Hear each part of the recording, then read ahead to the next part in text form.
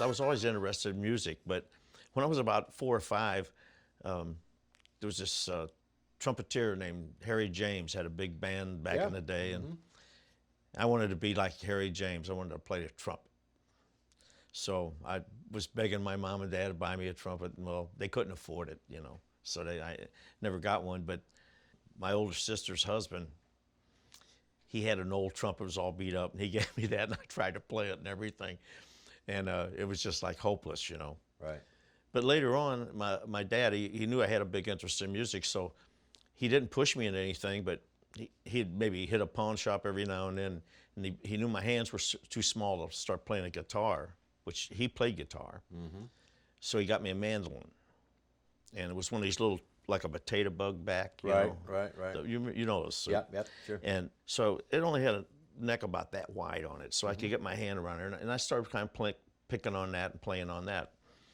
And then I got interested, I don't know why, but in the bass, the upright bass.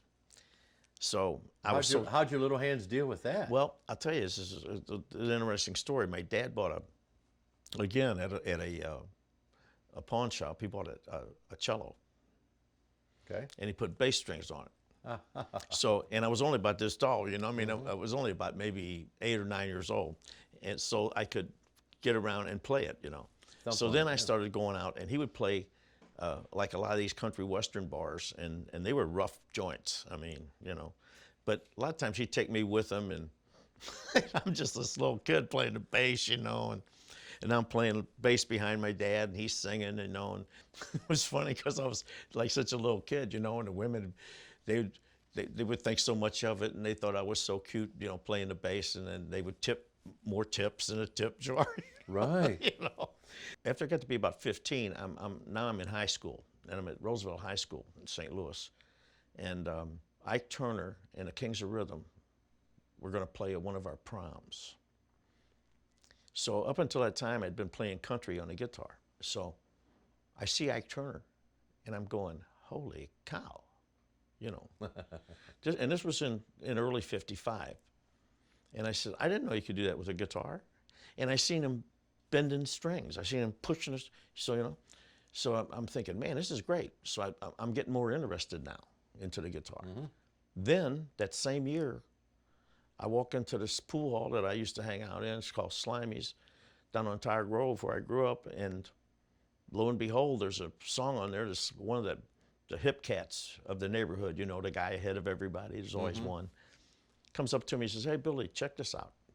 Back then it was a nickel. Puts a nickel in a jukebox, hits Maybelline, and I'm going, uh-oh. There's another thing, Now I'm going, I can't imagine you could do this with a guitar. Well, it was Chuck Berry's Maybelline.